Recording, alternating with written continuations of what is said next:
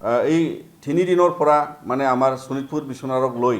এটা ইস্যু ইয়াত মানে আমি দাঙি ধৰিছোঁ আৰু যোৱাকালিৰ আলোচনাটো এইটো এটা প্ৰধান এটা মানে লক্ষ্যত বা প্ৰধান এটা টপিক হৈ তাতে আলোচনাত পৰিছে যেহেতু আপোনালোকেও জানে সবেই জানে যে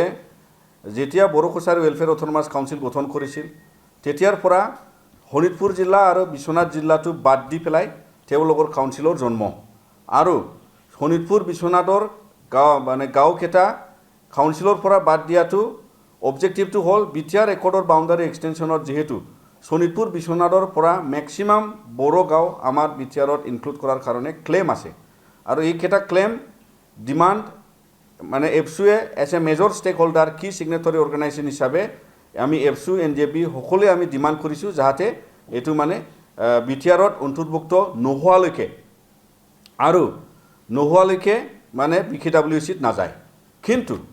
আমাৰ আলোচনা নকৰাকে UBPOৱে সকলো সিগনেটৰী অৰ্গেনাইজেশ্যনক লৈ আলোচনা নকৰাকে তেওঁলোকৰ বড়ো কছাৰী ৱেলফেয়াৰ অট'নমাছ কাউন্সিলক অন্তৰ্ভুক্ত কৰাৰ কাৰণে 161 গাঁৱৰ লিষ্ট তেওঁলোকে উইদাউট আলোচনা উইদাউট মানে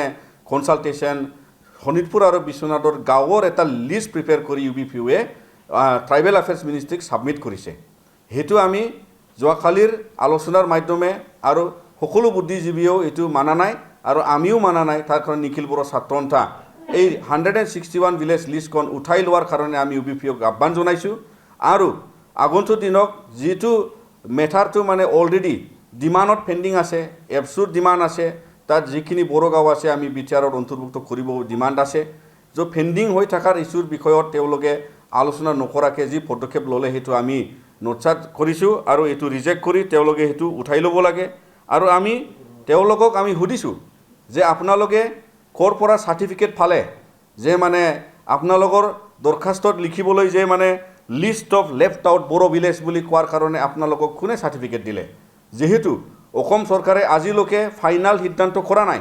যে ফাইনাল এটা সিদ্ধান্ত নটিফিকেশ্যন আমাৰ বিটিআৰৰ গাঁওখনক 60 গাঁও ইনক্লুড কৰাৰ পিছত তেওঁলোকে হেতু সিদ্ধান্ত লোৱা নাই তো ইয়াৰ ক্ষেত্ৰত আপোনালোকে সহযোগী সিগনেটৰী সংগঠন হিচাপে আৰু ABSU NJB আমি ইয়াত থাকাৰ সত্ত্বেও আপোনালোকে ৰাজনীতিভাৱে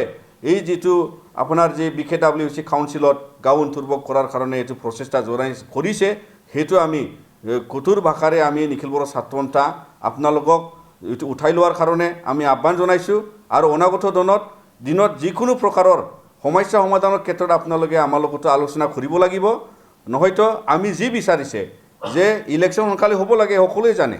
আমিও বিচাৰে কিন্তু সমষ্টি বঢ়াব লাগে এইটো আমি জানে তাৰ ক্ষেত্ৰত আপোনালোকে যদি অকলশৰীয়াভাৱে বা ৰাজনীতিত কিবা এটা স্বাৰ্থত যদি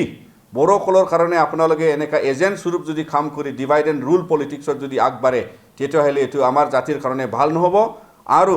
আপোনালোকে মনত ৰাখক শোণিতপুৰ বিশ্বনাথক যদি হেফালে লৰাৰ কাৰণে হেফালে কৰাৰ কাৰণে যদি চেষ্টা কৰে তেতিয়ালৈ যদি আপোনালোকে উঠাই নলয় আমি আন্দোলন কৰাৰো আমি সাজু আছোঁ তাৰ বসবাস কৰা বড়ো গাঁৱৰ সকলো ব্যক্তিয়ে তাত আন্দোলনত ওলাবলৈও সাজু আছে তো আপোনালোকে সেই কথাটো মনত ৰাখক যাহাতে মানে আমাক ইয়াত মানে ভুল বুজাবুজি আনি পেলাই মানে পলিটিক্যালি যি এটা একৰ্ডৰ মেইন অবজেক্টিভ বাউণ্ডাৰী এক্সটেনশ্যনত আপোনালোকে হেতু যাহাতে মানে বিভ্ৰান্তি এটা সৃষ্টি আপোনালোকে যাহাতে নকৰে তাৰ কাৰণে আমি UBPOক আমি আহ্বান জনাইছোঁ